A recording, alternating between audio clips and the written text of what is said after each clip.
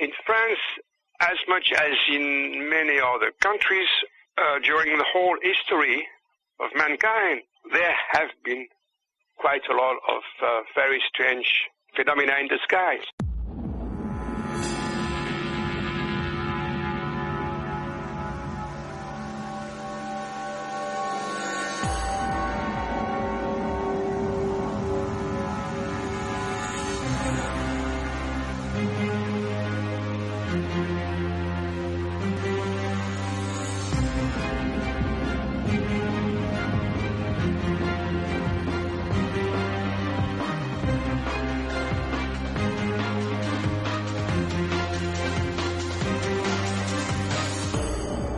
And now, ladies and gentlemen, Banal of America Audio, with your host, Tim Banal. Hello out there, my friends. This is Tim Banal of banalofamerica.com with another edition of BOA Audio Season 3.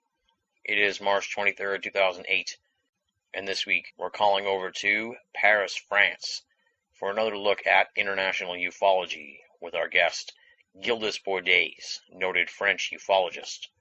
He's going to be joining us for an in-depth discussion on the French UFO scene. We're going to be talking about its history and evolution, the fascinating story of the various official government-sponsored French UFO projects throughout the years, the Cometa Report, media coverage of UFOs, the attitude of the everyday public with regards to the UFO phenomenon, the release of the French UFO files in March 2007, the state of French ufology today, and tons more. It is a French-rich episode here with Gildas Bourdais.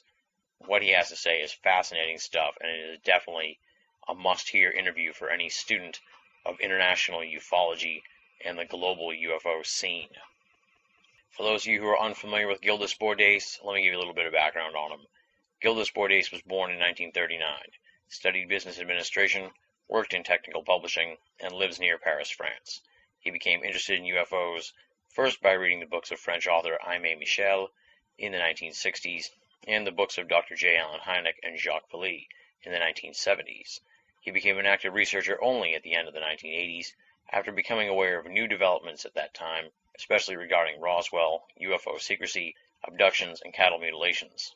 He became also interested in the historical, mythological, and religious dimensions of the UFO phenomenon. He's the author of 6 books and has been a speaker at several conferences, starting in Brazil in 1997, and in France, Italy, Great Britain, the United States, and Ireland. And now, my friends, without any further ado, let's rock and roll. This interview was recorded in 2 parts, first on the 13th of February, and then on the 15th of February. It's a pretty seamless cut. I don't think anyone will even notice it. But for the record, this interview was recorded on February 13th and 15th. Gildas Bourdais, talking about French ufology on BOA Audio, Season 3. Ladies and gentlemen, welcome to a very special edition of Banal of America Audio. We have a very cool guest here, direct from Paris, France, Gildas Bourdais. He's going to be telling us all about French ufology and the French UFO scene.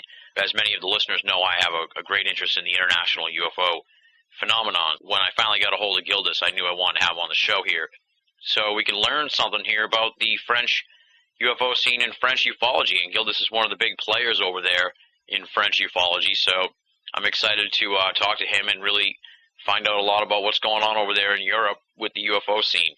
Gildas, it's a great pleasure to have you on the show. Welcome to Banal of America Audio. I am glad to be invited. Well, let's start out with just sort of the general biography background. You know, who is Gildas Bourdais? How did you get interested in the UFO phenomenon? Well, I am 68 years old now, and I am retired, but I worked in technical publishing after having made some business studies, the equivalent of an MBA. Mm-hmm. So that's my professional background. It has nothing to do with UFOs, but I became interested in that long time ago when I was already a student. There was already some interesting French studies being done at that time. You know, there had been a big UFO waves in 1954 in France, which was well studied by French journalists Aimé Michel, and he made a good book. So it was already very interesting in France. And then there was, of course, all the UFO scene, especially in the United States, and I became more and more interested. And especially during the 70s, when, well, to tell you the truth, when there was the publication of the Countdown Report, which said there was nothing, I believed it. Oh, wow. That was in 1969. So I lost somewhat interest. I was more interested in the conquest of the moon, the moon landings, Apollo landings at the time. But then there was the book of Alan Hynek, the astronomer who had been the scientific advisor for the Blue Book study in the U.S. Air Force. And these astronomers published a book saying, yes, there are UFOs.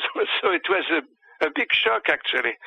And I told myself, if this man says that, there must be something to it, you see. And then I became interested. And in France, at the same time, there were many UFOs observations, and there was a lot of interest for UFOs in France with a journalist, Jean-Claude Bourret, who made radio shows and called OVNI pas de panique. UFOs don't panic, you see. It was very interesting. And he made a series of books, and that's when there was a creation toward the end of the 70s in France, but I suppose we are going to go back on that, of the French service, and I became more and more interested. There was I was less interested in the 80s because it was becoming confusing again, but I caught a book almost by chance toward the end of the 80s, which was the second book of the American writer Whitley Strieber about abduction experiences, and I was fascinated by this story. I began reading lots of books on abductions and also on Roswell later on. So I became a kind of French specialist on Roswell, and finally I have written books in the 90s, and even recently I have written 6 books, and I have become known as ufologist. That's my story. There you go. You have given me already a lot of food for thought here.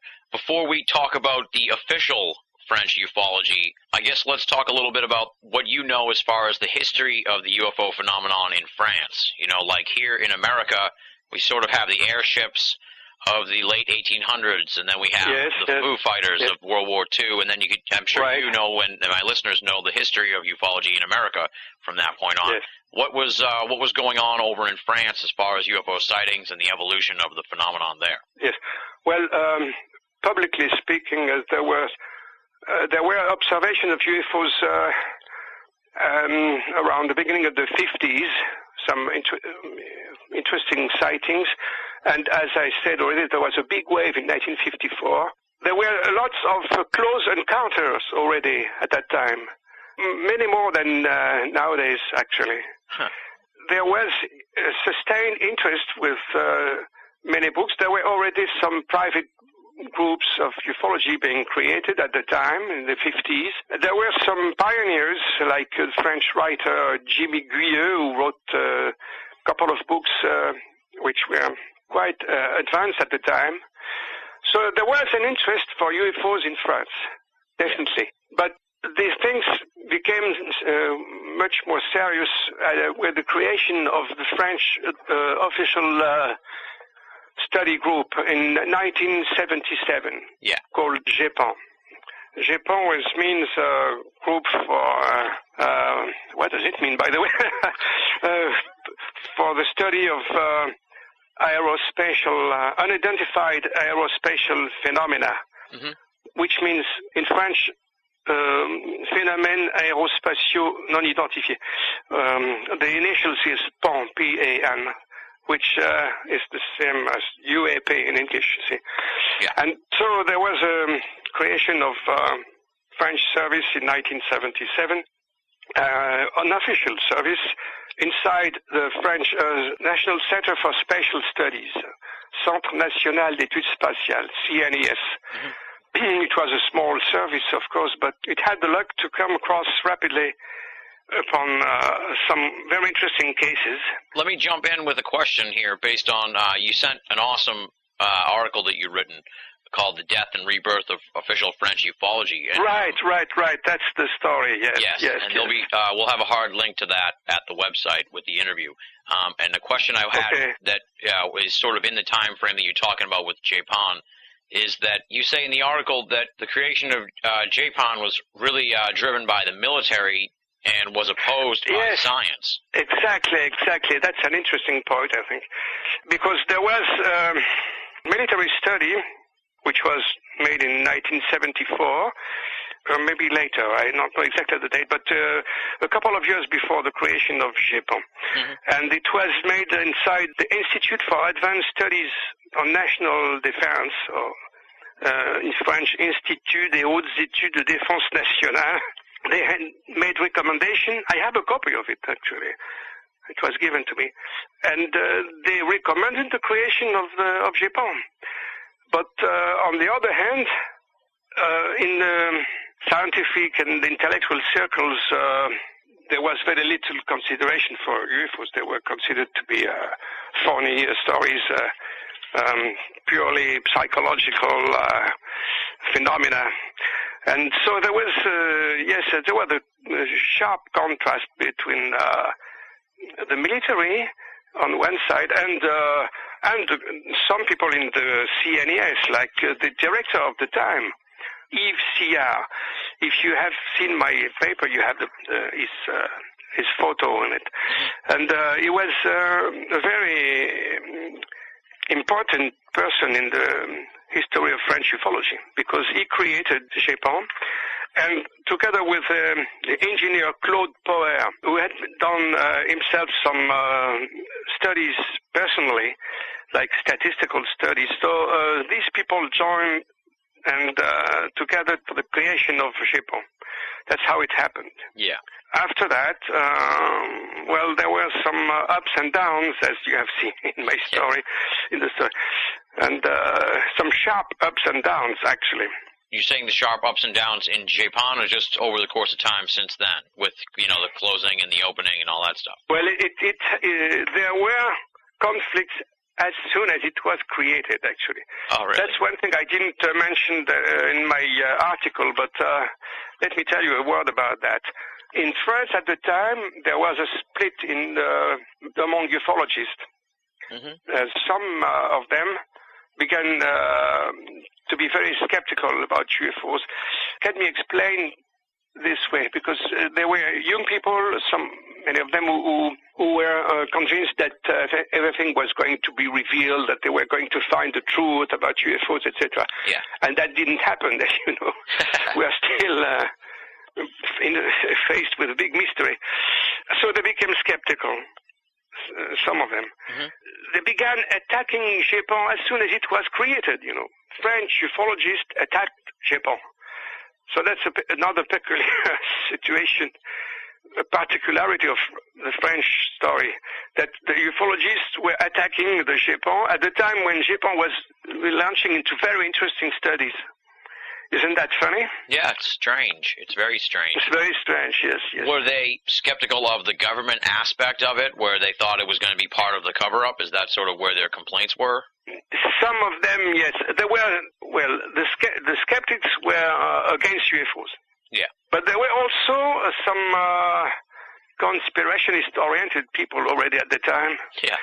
Who were already denouncing the cover-up in France. So the Japan was attacked on both sides in some way. And this is still the case today, by the way. Really? It is still that way today. In the French Japan of today, you have the skeptics. I am speaking of ufology here, the ufological population. There are skeptics they have published a book on the internet attacking everything that Japan has done in 30 years, all the best cases. And on the other side, you have people, conspirationist-minded, who keep denouncing cover-up. So That's an interesting point. Let's talk about it one second. Are there secret files in France? I think there are, yes, probably, but not many. Not many. That's another very big difference with the American scene, because in the United States, you don't have actually any official service today. Yeah. But everyone understands that there are big studies, big files. And as you know, there has been a press conference lately in November in Washington with many important witnesses, like 2 generals and others, who ask for the reactivation of official studies in the United States. Who knows? Maybe this is going to happen. I don't know. You know? I wish. I don't know. I wish. Okay. Let me jump in here on the timeline and ask you, when you were telling your biography part here, you said things were confusing in the 80s. Did you mean yes. in the UFO scene things were confusing, or just that, you had other things going on in your life and you weren't interested in UFOs? No, the UFO scene was becoming confusing because it was becoming very complex. There were many cases which drew attention at that time of sightings which displayed some absurd scenes. There were some crazy observations of beings we already had seen that in 1954, but it began to weigh a lot on ufology, it seems to me. And then there was, in the United States, that things became much more complex also, with the beginning of the Roswell case and many testimonies about secret research and operations, and also a very big new development, which was more and more testimonies of abductions. Yeah. And also, you had this very peculiar and worrying problem of cattle mutilations, which apparently, well, that's my opinion, which is shared by many people, which is somehow linked with UFOs. I don't know what you think about that, but all these added up to make us very, very, well, it was becoming very confusing, in fact. Yeah. That's what I said. Do you want to keep going here with the chronology of official French ufology? Should we keep talking about that? Yes, we can come back on that. And what happened at the beginning of the 80s was they came across 2 very good cases, the Trans-en-Provence case and L'Amarante in 1981 and 82. And they made some very sharp studies on that, especially in Trans-en-Provence there was a brief landing of a small UFO in a garden in the south of France, which left a round trace on the ground and which made some very bizarre effects on plants around. And this was very well studied. There was the gendarmerie, the military police officers, who came and took measurements, pictures, and took samples of the plants, which were studied in a public laboratory. There were agreements, by the way, which had been passed with several laboratories, so all this was done very well, actually, despite the critics, because there are also, as I said, people who criticized everything, who said that it was no good at all, but that's not true. It was very well made. It drew a lot of interest in the world, around the world. But what happened then is that obviously this didn't please at all the scientific establishment. And shortly afterward, the activity of GEPAN was reduced drastically. So the engineer in charge at the time was Alain Esther, because Claude Poe had left already. He was disappointed because after a couple of years he had the impression that they didn't listen to him, so he had left already. Then Alain Esther left in 1983, though that's 1 year after the 2 cases I was talking about. the activity was reduced, and there was only one young engineer left, Jean-Jacques Velasco. And Jean-Jacques Velasco has been a courageous man. I think we can say that today, because he left, he remained, at GEPON during 20 years, and he retired just last year. Huh. I'll sort of jump in and help you out a little bit here. Yes. Because GEPON, eventually they changed the name. It became SEPRA. So why don't you talk about that transition? Yes. Well, it was the time when the service was very reduced, and SEPRA didn't refer anymore to UFOs. Actually, it was supposed to study debris from rockets and satellites, things like that, Mm-hmm. But it was still studying UFOs, but very discreetly.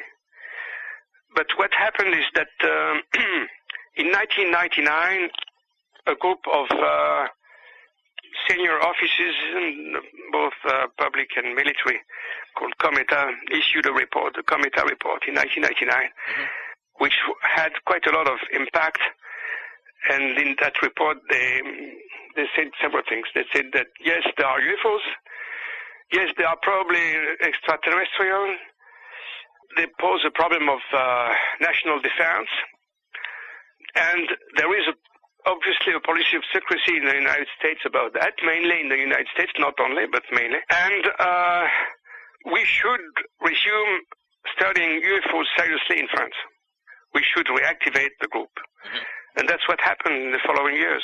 Again, there was a very shaky history again for a couple of years, because the engineer Velasco got tired of being rebuked all the time on both sides, as I explained, from the skeptics and from the conspirationists. Mm-hmm.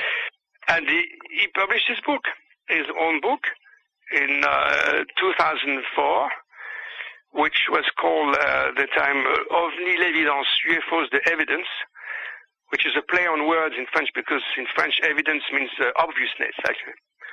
What he meant, yes, of course the presence of UFOs is obvious.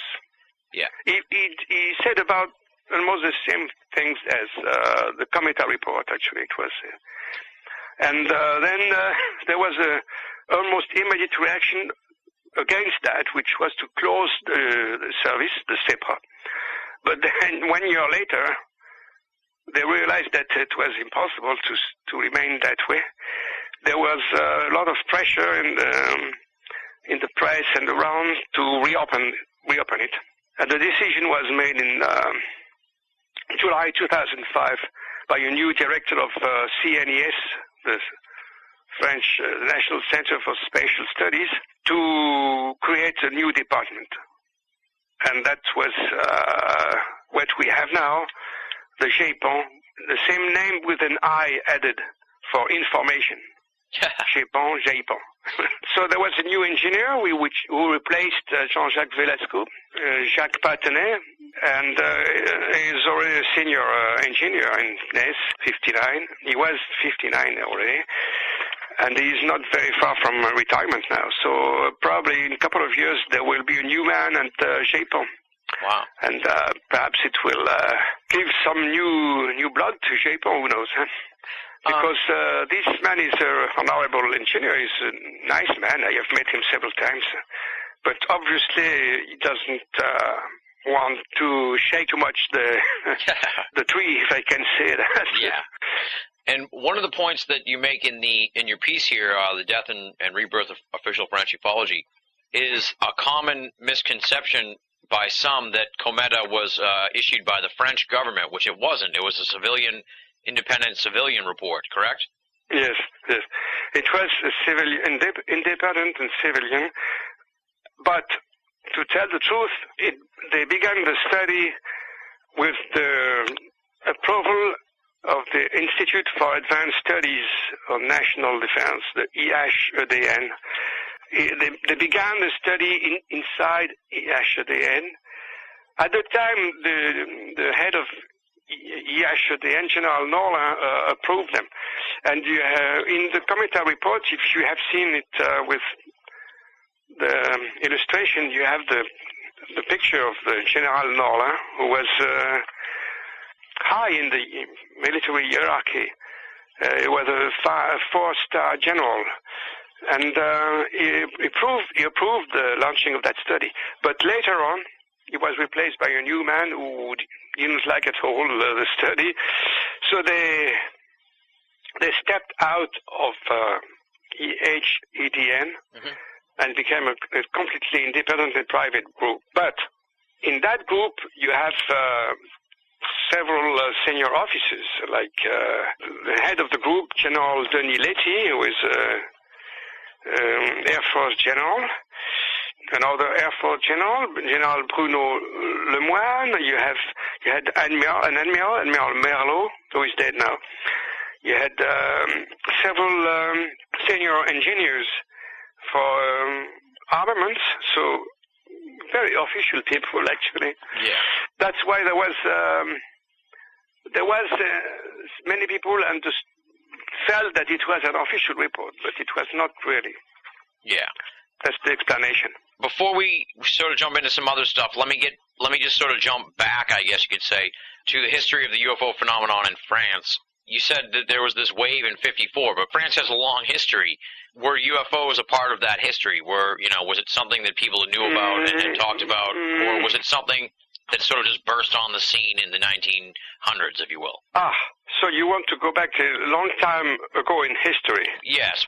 What I can say is that in France, as much as in many other countries, during the whole history of mankind, there have been quite a lot of very strange phenomena in the skies. And we had a share of that in France too. Mm-hmm. Definitely, yes. There were observations all the centuries where we have historical records. Yeah, okay. To give an example, there was, in the 18th century, some patients saw a big luminous sphere land in their fields, and they gathered around, but it was very impressive, so they didn't come too close. But suddenly there was a door which opened, and beings which stepped out and fled. That's the kind of story you have. And then the sphere exploded, if I remember well. Weird. Yes, very weird. Now, do you want to talk about the UFO wave of the 50s? Yes. Let's talk about that. The 1954 wave is a very interesting wave because there were many close encounters. Yeah. I think there were about 300 reports of close encounters. Wow. One of the most famous ones happened in the north of France, in a little place called Carouble in France, and the main witness was Marius de Wild, or de Wild, whatever you want to pronounce it. It's a very peculiar case because it has remained probably a secret file. That's an example of it. Yeah. This man was a worker in the steel works nearby, and he was living in a little house along a railway track in the country. It was a rather isolated area. And then he heard noise, his dog barking, and came out, and he came across two little beings which scared him a lot. And there was a craft landed on the railway track. And these beings went back to the craft, and it took off. But after that, they found traces on the railway track, on the wooden pieces. Huh. And later, so the gendarmes, the police de l'air, the air police, etc., the engineers of the railway came and studied all that. And 2 years later, the journalist I was talking about at the beginning, Aimé Michel, who studied that wave, met with a railway engineer who told him that they had measured the weight of the craft with the prints. Mm-hmm. It was about 30 tons. Wow. And Jean-Jacques Velasco, when he became the engineer at CEPRA, he tried to find the file, but could never put his hands on it. Huh. He wrote that in his book, Yeah. So that's a pretty impressive case. Absolutely, definitely. You see? these sort of close encounters were going on all the time there in the 50s, huh? Well, there were quite few. There were many cases, and that's why ufology became soon active in France, actually, with a lot of groups. Well, there have been ups and downs again, and recently it has, after so many ups and downs, the French ufology has been active again. Probably also because of the reactivation of the official service. Yes. The present situation is, I would call it intermediary. We are not so active as like in the United States, for instance. We don't have big groups like MUFON and that. Okay, now we've talked about the history of official French ufology via the CNES. We followed it from Gapon to SEPRA to Cometa release. The closing of SEPRA, and of course the recreation of the new Gaipon. I guess before we jump into unofficial civilian ufology, I wanted to ask you, why do you think there is still an interest in official ufology in France when here in America in the early 70s we closed down our version of what you guys have? You know, we closed down Blue Book, and there is no official U.S. UFO agency, but in France it's been going on since 77. Why do you think there is such a big difference there between the two countries and official stances on UFOs? I think that we don't have so many secrets in France than in the United States. That's why. You see my point? Yeah.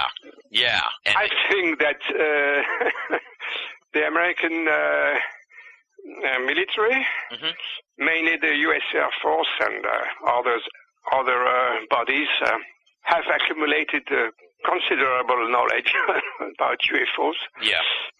But behind closed doors. Well, in my opinion, it began in the 40s already with the Roswell case and maybe other files before that. So there is a much longer and much bigger history of ufology in the United States, in your country, but a good part of it remains unknown, secret. In France, as I said, we probably have some secret files. I gave an example with the very curious landing in 1954, which was thoroughly studied, but Jean-Jacques Velasco, the engineer, couldn't find the file when he looked for it. So there are probably secret files in France, but at a very, very, very smaller scale, And I would say it is probably the same in other European countries. In Italy, I know a little bit. Italy, I have been invited there several times, and twice I have seen 2 separate years Air Force colonel presenting the UFO studies inside the Italian Air Force. And in Great Britain, there are secrets, most probably. Although some people think there are not, but like Nick Pope, who is a friend of mine, who was responsible for the UFOs as you know, in the 90s, he had the UFO desk at the Ministry of Defense in Great Britain. And they are publishing they are beginning to publish on the internet the UFO files, a bit like the French have done. So it's the same in Spain. They have published some files, and it is the same in South America. They have. I have been invited in the autumn in Brazil, and there were many official studies presented there, from Chile, from Peru, from Brazil, from Uruguay. So I would say that the French case is not very peculiar. It is the American case which is very peculiar today. Yeah. Based on what you know, because I had Nick Pope on the show and we were talking about this very question of why it's still going on in the UK and not in the US. Yes. Would you say the situation is the same in the UK as in France, where, there may be some secret files, but they're not as prevalent as in the United States? Yes, plausibly. Yeah. I would say that it's also plausible that they know more than the French because they are closer to the Americans. Yeah. So that would say that the British are somewhere in between. Okay. Like I said, we've talked about the official ufology world over there in France, but let's talk about the unofficial world, the civilian ufology. For starters, I guess just talk a little bit about how it sort of started over there and how long it's been going on, you know, the civilian interest in ufology and sort of that evolution. Like here in America, to give you an example, you know, it started out with scientists that were interested in it, turned into, you know, NICAP and APRO, and now we have MUFON, and it had its ups and downs. Let's talk about the history of civilian ufology in France. Well, there have been quite a number of independent ufologists, but the French have never been able to build independent groups as strong as the American ones you were just mentioning. Mm-hmm. So it has remained a little scattered and with ups and downs along the years and the decades, and it's still more or less the case today. However, we did have some very good studies made by independent groups and publications, and it started in the 50s with some interesting works. For instance, the study of the UFO wave, which I mentioned already, of 1954, which was very well made by Aimé Michel, with a book which he published in 1958, and some other books, some translation to some effect, like books of Frank Edwards, but this was a bit later. Now, it began to take shape in France in the 60s with two groups and magazines. The first one was called GEPA, not to be mistaken with GEPAN. Yeah. That was in the 60s. GEPA meant Groupe d'études des phénomènes aérospatiaux, something like that. And it was, it had some backing from important people. It was presided over for during several years by an Air Force general, General Lionel Chassin. With many stars on his shoulders. I don't remember. I think 5 stars. Oh wow! But 5 stars is only first. We have one more star in France, you know. Oh. But he was an important.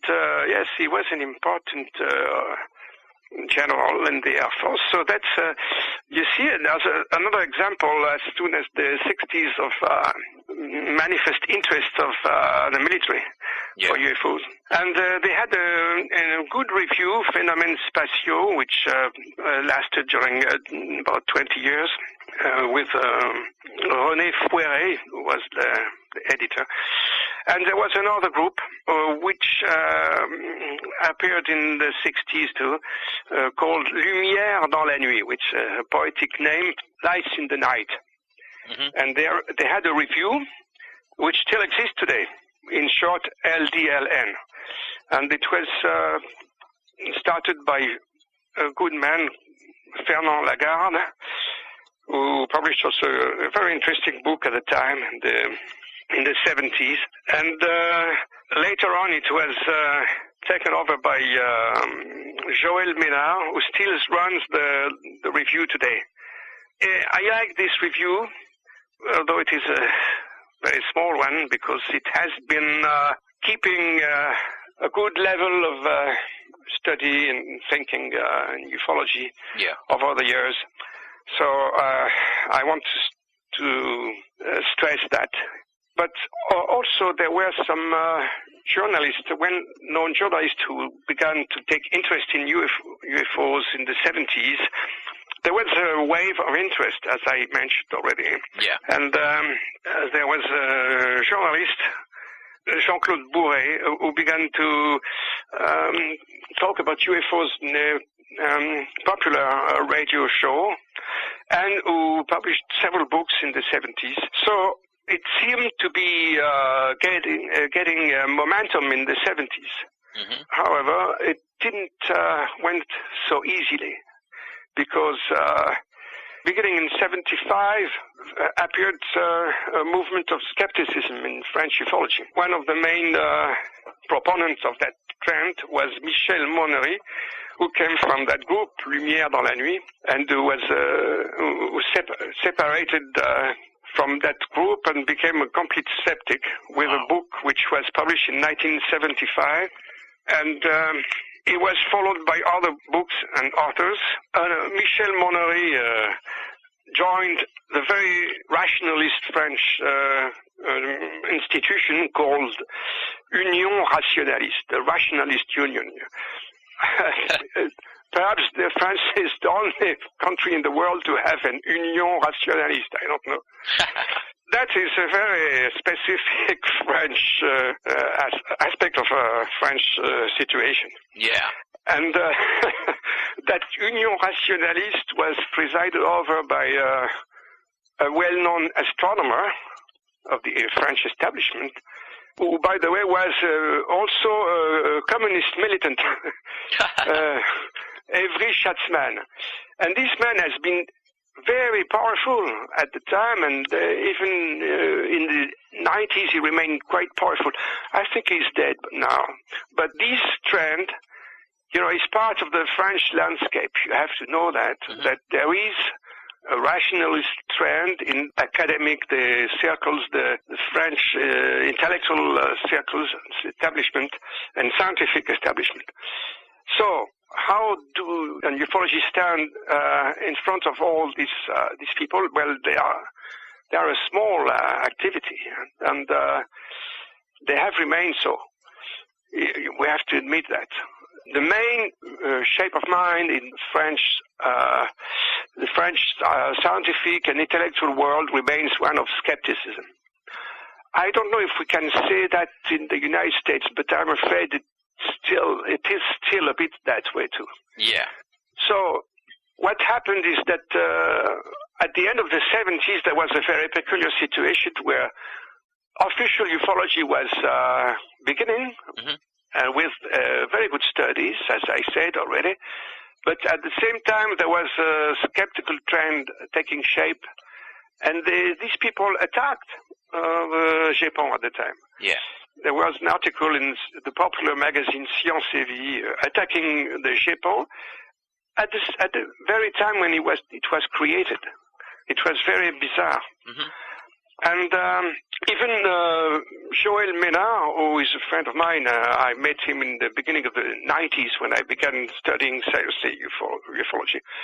He told me that at the time, at the end of the 70s, he was very discouraged because of these people like Monnery and others, and Bartel and Brucker, who had written a devastating book against the French UFO wave of 1954. And Joël Ménard was discouraged. He was considering quitting completely ufology and going back to his professional job as a mathematics teacher.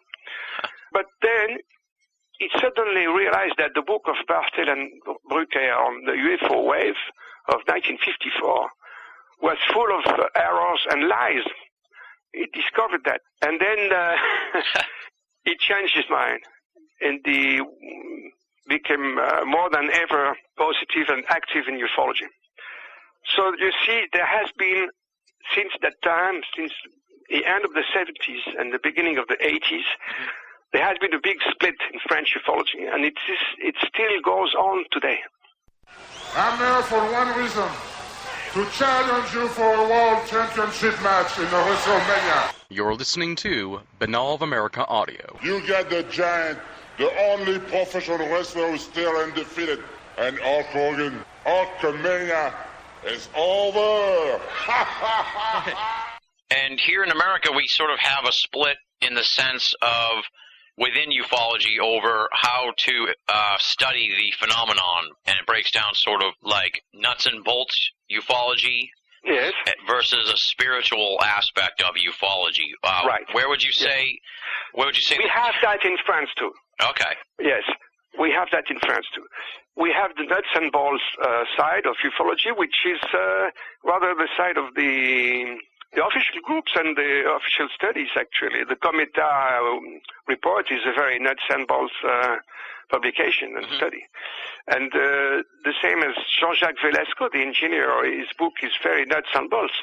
And I must admit that I am myself a little rather on that line, although I differ from these officials because I open to the idea of parallel worlds and other dimensions. Now, I would like to try to explain something. Sure. Because I have mixed feelings about that because I sense, well, right or wrong, that these complex aspects may be used by some people to try to confuse matters. Yeah. And it may be a strategy of protection of secrecy. Huh. So that this is a very difficult discussion to have. And maybe I'm going to shock some people now because I think that I have this feeling about the many books of Jacques Vallée. Yeah. Jacques Vallée was a very good ufologist at the beginning. I should have mentioned that. He did a couple of very good books, groundwork of serious studies in the 60s. Then he went to the United States. He became assistant of astronomer Hynek, who worked at the time for the Air Force.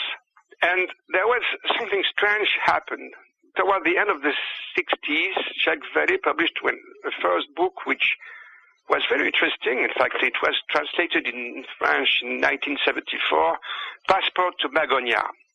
You probably have heard of that book, I suppose. Oh, yes.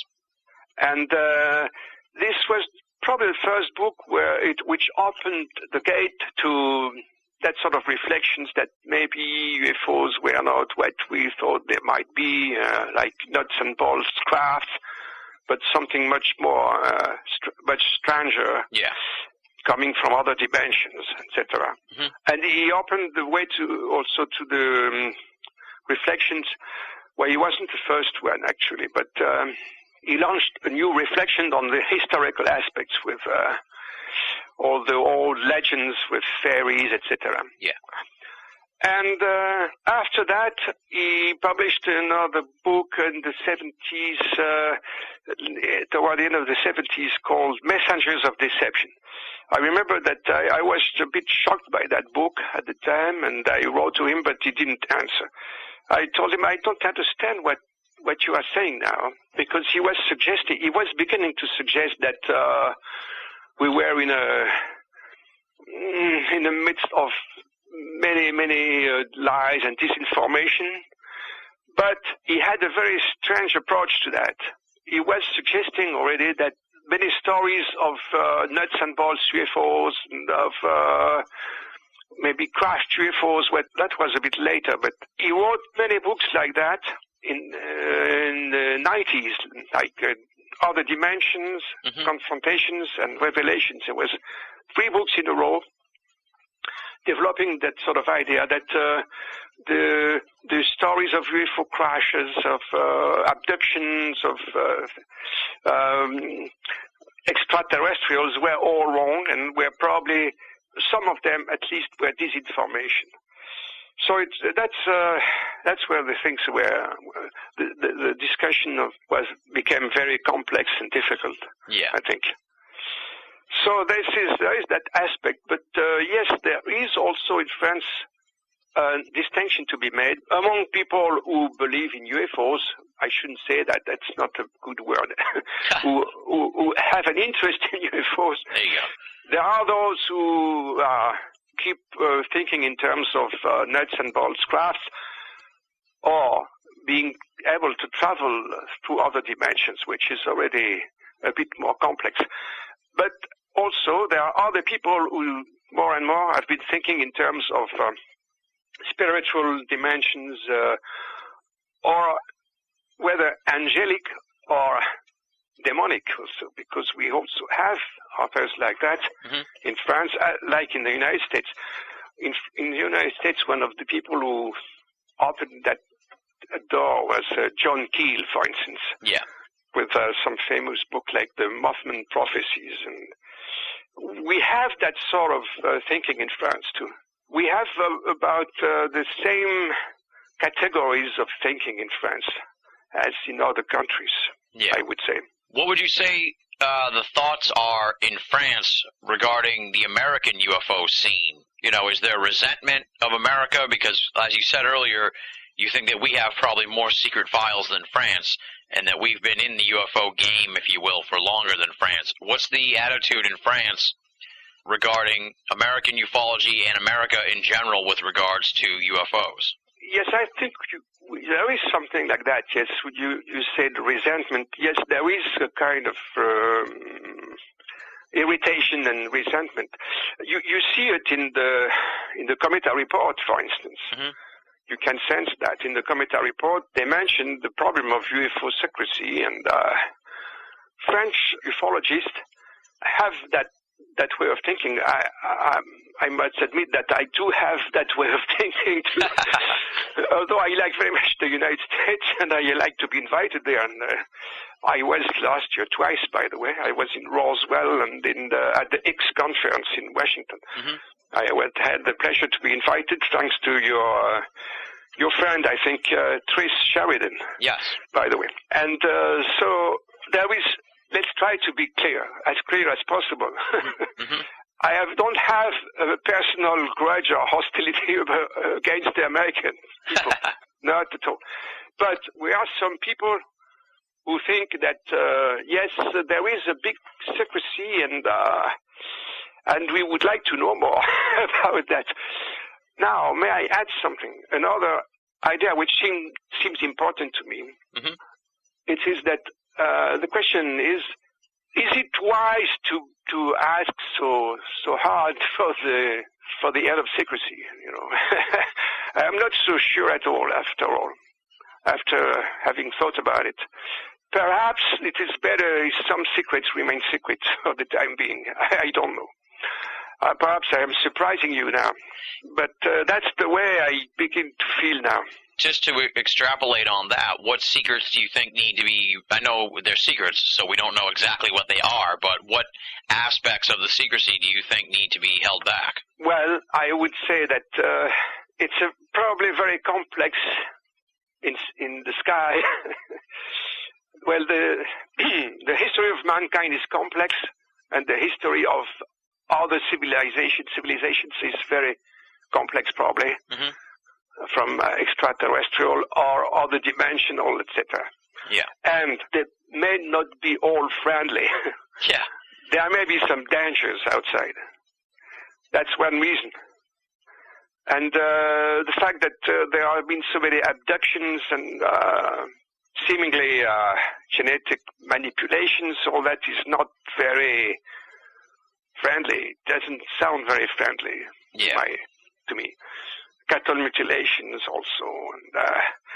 And another reason is that there is that historical dimension of the whole story, which may have tremendous effects if it was revealed all at once, you know, in one big package. Yeah, and I just want to make note that the question here about American ufology came from our writer, Michael Chiron Brun, so that's not a question. I just wanted to make note of that. The next subject I want to talk to you about is the role of the media over there in France and their perspective on the UFO phenomenon and maybe how that's changed over the years. In your recent article here, The Death and Rebirth of Official French Ufology, you mentioned that it seems like maybe things are getting better.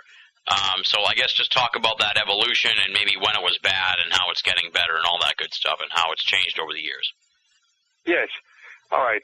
Well, there has been some hesitation in the French press in the last few years, especially regarding the recreation of the official service. But, yes, as I said in my article, perhaps the mood is changing and is becoming a little more positive and favorable. Well, we will see if this is confirmed in the coming months and years. But if you permit, I would go back in the years before. Sure, go ahead. There was a more open attitude during many years, in fact. I mentioned already a series of articles and radio programs in the 70s, which were favorable, and the radio program of Jean-Claude Bourret. And he was very popular at the time. I remember there was a conference by Jean-Claude Bourret in the 70s at the big concert hall in Paris, the Salle Pleyel. It was full of people. There were 2,000-3,000 people, I don't know, at least. Wow. To listen to Bourret on UFOs, you see. Mm-hmm. So it was still favorable. Even in the 80s, we had there was a very interesting program with many people in 1984 on French TV. And Jean-Jacques Velasco was there, and there were other well-known people. And again, when I published my first book, that was in 1994, I had a number of radio and TV invitations on French television and the press. I had articles like in the weekly magazine Paris Match and French television. But there was a big accident the following year. That was the scandal, between quotes, of the autopsy, the alien autopsy. Oh yeah. Which appeared in the summer of 1995, and it was everywhere around the world. There was the big shock of the alien autopsy. Yeah. And in France, it was particularly dramatic because it triggered a very, very violent campaign not only against that film, but against Roswell, about UFOs. Wow. More generally.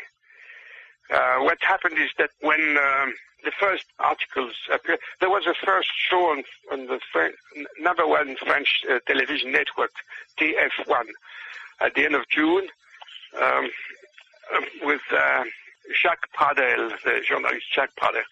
And then hell began to break loose with a series of articles led by Pierre Lagrange. I think I mentioned this man already. He was a sociologist who has been discreetly negative, I would say, very ambiguous.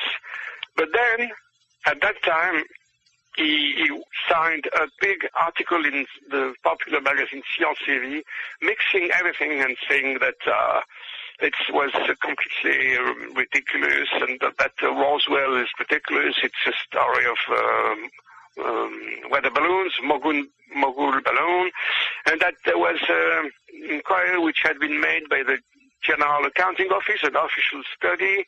If you know a little bit about Roswell, you know what I am referring to. Yep. There was,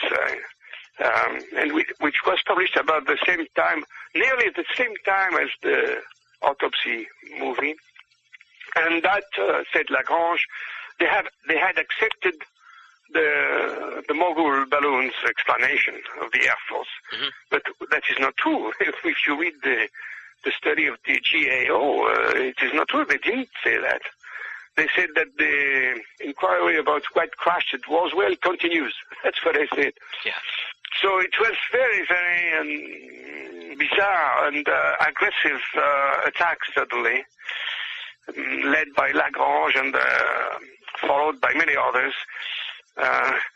To tell you a little detail, amusing detail, in the first article, he mentioned that he and his colleagues of Science et Vie, they mentioned that there was green blood in that film, which was a proof that it was ballonné, it was hoax. Yeah. The film was in black and white, you know. Yeah, yeah. So it was crazy. It was very strange. What happened next is that Jacques Pradel, the man from TF1, didn't realize that it was going to be very, very dangerous for him. And he presented the film in October in a big show. I remember very sharply, the story, because I was just publishing my own book on Roswell at that time. Yeah. And I was invited at that show. It seemed to go well on the stage, but then it was a very, very harsh campaign, and he lost his job, actually. Oh, wow. He was the best paid man in French TV, and he lost his job after that, to tell you. Wow. The situation. And that was a turning point, and the French media became very negative globally against, not only against that story of autopsy and Roswell and all these stories of secrecy, of conspirationist theories, etc. They became very, very hostile and negative. I am able to speak about that for my own sake, because I published several books and with dwindling sales, yeah. at the time during these years. And but what happened is that there was a reaction, and we have already mentioned the Cometa report in 1999. So that was the beginning of maybe a new page which opened then. Yeah.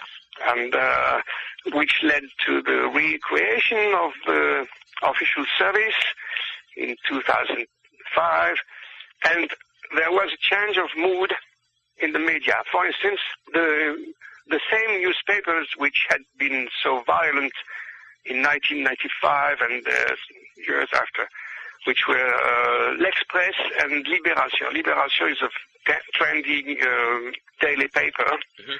And L'Express is a major weekly magazine. They had been very aggressive against the film, the autopsy, and again against the Cometa report in 1999.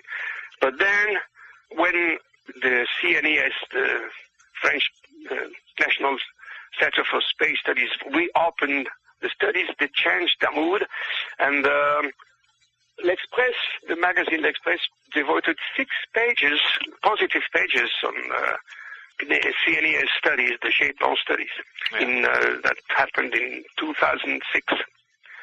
But there was a kind of hesitation. Some papers kept publishing skeptical articles, but others began to change a little bit. And I can testify to that because last year, I had a one full-page interview in the same newspaper, Libération, and it was positive. They gave me the one page to talk positively about UFOs. So the fight is going on. The fight is going on. Yeah. Between skeptics and believers, between quotes. Yeah. Because there was last year, there was a very negative, a big TV program on national television, which was quite negative. It gave the floor to the skeptics like this man from the French CICOP, which is called the Group Zététique, the Zététicians. It's a crazy name. And the leader is a scientific person, Henry Brock, who was on the stage and who had the last word with Pierre Lagrange also and people like that. Mm-hmm. So the situation today is more open, probably, but it is not. We have not yet won the game. Yeah. Now, we've talked about the media and the government and the people, in quotes, like you say, the believers. What about the everyday people in France? What is their perspective on the UFO phenomenon, would you say? You say, that originally a lot of these ufologists, after they didn't get answers, they became skeptical. Would you say that's sort of the general trend in France as far as the people go, or what would you say is the attitude in France of the general population? From what we can learn with the polls, we don't have many polls, not as many as in the United States. I made a study about that several years ago, and when, let's say, roughly speaking, the American public is ready to admit the reality of UFOs, I would say, it depending on the years, from 30% to 50%, I would say. Mm-hmm. I don't know if recent polls have confirmed that. It depends how the questions are posed, etc. But it's more like 50% nearly. But in France, it is less. I would say that it is rather on the side of 20% or 30% would be a maximum in France. Okay. You see, so the French people are more skeptical, yes, than the American people regarding UFOs and maybe other things. We still have a long way to go in France, I believe. Okay. But we are making some progress. There you go. Thanks to people like you, of course. Well, I hope so, yes. I have written 5 or 6 books now. And there are many other books. I would like to pay tribute to my friend who is dead now, Pierre Guérin, was an astronomer, maybe the only astronomer who dared to take sides publicly in favor of UFOs many years ago. He was a guest on a big French TV show on the beginning of the 70s, by the way, and where he presented the book of astronomer Alan Hynek. Mm-hmm. And it was a successful show. And the last year of his life, in 2000, he finally published his only book on UFOs called UFOs, the Mechanism of Disinformation. So he was very concerned about the problem of UFO secrecy. Yeah. There have been some other books like that. I would like to quote the book of my friend François Parmentier, which was published a couple of years ago. UFOs, 60 years of disinformation, you see.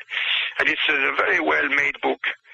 But these books and others have been attacked by Pierre Lagrange last year. So, again, here we go again. In a book which has a very, very peculiar title. It's called UFOs, What They Don't Want You to Know. And the subtitle says Army, Secret Services, Debunkers, and other Master of Intoxication. So when you read that, if you don't know anything about UFOs and you see that cover, you may think, oh, I am going to learn things about UFO secrets. But not at all. It is exactly the opposite, in fact, because what he says is that the real debunkers are those who claim that there are UFO secrets, because there are no secrets. That's what he says. It's a very skeptical book, and a very aggressive book against all those who have worked and written about the problem of UFO secrecy. Wow. The main line of the book is, no, they are wrong. They are the real debunkers. There are no UFO secrets. And it has been a success. Well, rather, I don't know if it's a big success in the public, but it has awarded Lagrange another round of invitation in the big media. He's still there on the TV programs, in the French press, like the Figaro and other publications. He's still there. So it's a mixed bag today, you see. There are pros and cons. It is very difficult to make a prognostic about how things are going to turn out in France in the coming months and years. Yeah. I don't really know. And what would you say the reaction was over in France to the release of the French UFO files last March? And I'm sure a lot of the American listeners and American ufologists, we don't speak French, so we have to rely on folks like you to tell us what they said. So what was your take on the files that got released? Well, my opinion is that it is a very positive action, of course. Mm-hmm. But as the engineer warned, there are no new big files previously unreleased. The biggest cases, we know them already, among those which are being published. Mm-hmm. But it is a very positive action, and it has been globally rather well received. As I mentioned, the number one French weekly magazine, L'Express, has published 6 full pages, positive pages on the Shaitan files, covering several cases like Trans en Provence, the landing in 1991, and other cases, famous cases like there was this French airline, Air France commercial plane with Commander Duboc, who is a witness, interesting witness who saw a huge UFO over the area of Paris. Now this is a bit controversial because there was a radar record, but not exactly at the same place as the UFO, so it is a complex case, and which allows the skeptics to denounce it as a false case, etc. So there is still controversy, and the skeptics have published a book criticizing practically all the best cases of Shaitan, but it is not. They didn't find any publisher on paper. They published it on the internet, by the way. Oh wow! Yes, it is funny because there are actually many more books positive on UFOs than skeptical books. On the other hand, in the media and the television, so far, I think we can say that the skeptics still have the advantage. Yeah. In the debate. It's curious. Yeah, it is interesting. Do you think that that is a result of an organized cover-up, if you will, and it involves the media as well, and the government and that whole thing? That's a big question. Is there a French chapter of organized cover-up? I wouldn't go as far as saying that, but I strongly feel, like the people of Comita, by the way, that yes, there are some agents of debunking in France. Yes. Yeah. I don't want to insist too much on that, but we definitely have this feeling, like my friend Parmentier and people of Comita and others. Mm-hmm. Yes, we have that impression, but we can't prove that. Yeah. It's difficult to discuss that. Just like in America. Yes, probably, yes. Now, in your article, you raise an interesting point about the question of percentages. And oh, yes. That's definitely something I want to talk to you about. So let's sort of dive into that issue of percentages, because you sort of take the perspective that it's more than the usual believed 5 to 10% that most people chalk up, and you say it's probably higher. So let's talk about that. Well, yes, it's one of the very positive aspects of the release of the files, the official French files, because they have completely reevaluated the percentage of unidentified cases. Mm-hmm. If you go to the website, you will see that they give 28% of unidentified cases. So it is much more than it used to be. Even recently, in the books still favorable to UFOs, like the book of Velasco and the book of Yves Sillard, now the president of the steering committee of Japan, they gave figures of 13% to 14%. So it's quite a jump to 28% now. It's rather peculiar, but when you go back in time and you see the story of the percentages, you realize that there were other high percentages like that. For instance, in the 1950s in the United States, the Blue Book asked a study to the Battelle Memorial Institute, and it was they arrived at in the special report 14, how is it called now, to a percentage of 21.5% of unknowns. It was a very serious study in the 50s, over the period of 1952 to 1954. There are nearly 2,000 cases, about the same as Japon, the same order of figures. And there was even another percentage, even higher, in the first study of the engineer Claude Poer. He reached 38%. On the other hand, we have been living during several decades with official percentage much lower than that, like 2% or 2 to 5%. Yeah. The last word of Blue Book was about 5%. Mm-hmm. And perhaps you will remember that Nick Pope gives about the same figures for the official files in England. Yeah. 2 to 5%. Well, perhaps they are going to revise that figure too. So I think that, well, it depends how you consider the cases, of course. But I would say that very roughly, the number of unknown cases is more on the side of 20% than 2%. Okay. Definitely. Yeah. The final sort of question I have here, and hopefully we can get it in, is what would you say the state of French ufology is nowadays? Is it coming around? Is it promising? Yes, it's. I think we can be fairly optimistic. I would say that the French are back on the map of ufology, and that we are going to make some progress. Hopefully. I hope so. Excellent. And what's coming up next for you? What do you have coming down the line? Any more trips to America? I hope so. And what do you have planned? I don't have any invitation for the time being.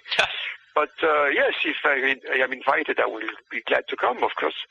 But I have just published a new book, which is not completely new, which is called Celestial Visions and Cosmic Visions, in which I try to cover the whole history of visions of all kinds, from ancient mythology to UFOs today. And I have even included science fiction and modern art, which is another topic I have studied a lot. So it's a general presentation of cosmic and celestial visions. The idea is that our relations with the cosmos is very important, and we have perhaps forgotten that. Yeah. Well, that's my idea. Okay. Gildas, I just want to say thank you so much for coming on the show and for your patience here with the phone issues. I really appreciate you're giving me so much time and being available over the last few days to take this interview. Well, I was pleased to do that. Excellent, excellent. And I hope that we can speak again sometime and really keep exploring this international aspect of ufology, because I think France has a rich history and a fascinating perspective on the UFO scene. So thank you again for coming on the show. I thank you to have invited me. That does it for this week's edition of BOA Audio Season 3. Big, super huge thanks to Gildas Bordes for coming on the show. I don't have a website to plug, but we do have a link up at the audio page to an in-depth article he wrote on the death and rebirth of official French UFO studies. Fascinating piece, 10 pages long. It's really outstanding stuff. Definitely want to check that out. Moving right along now, it's time for BOA Audio listener feedback. This week we're not going to read a specific email, just respond to some of the emails we've gotten here over the past week. Many people wrote in to us about the death of esoteric radio pioneer Michael Corbin, and I definitely just want to put over how hugely important Michael Corbin was to esoteric radio. He was definitely one of the people who laid the groundwork for folks like me and shows like BOA Audio. For those of you unfamiliar with Michael Corbin, definitely want to check out the website rememberingmichael.wordpress.com. It's a new website that's been set up to, as the title sort of suggests, Remember Michael Corbin. He was a tremendous esoteric radio interviewer. He spoke to just about every big name in the field, and as I said, he definitely was a trailblazer for the online esoteric world as well. We'd like to make a big point here on the show of remembering the history of the paranormal world that so often gets lost in the shuffle. We definitely want to put over Michael Corbin here at the end of the program, dedicate this week's show to him, and thank him for his work and contributions to the field of esoteric radio. If you'd like to be a part of BOA Audio listener feedback, there's 3 ways to do it. Yes, we've added one. You can write to boaaudio@hotmail.com, or you can go to benallofamerica.com and click the contact button. The third method is join up at the BOA forum, theUSOFE.com, THEUSOFE.com. Join up there. It's free. You can post your questions, comments, and discuss the various BOA Audio episodes there. I'm going to try and throw that plug in more often here at the end of the show for folks who haven't checked out the usof.com, the official BOA forum. Regardless of how you get in touch with me, it all funnels towards BOA HQ and into the BOA Audio listener feedback mailbag. Up next, of course, is the thanks portion of the show. Let me run down the list of the fantastic BOA staff.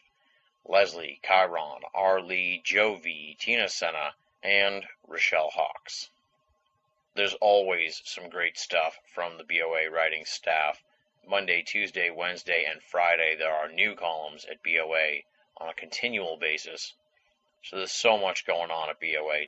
If you're only listening to BOA audio and you're not reading the columns, you're only getting half the story. BanalofAmerica.com.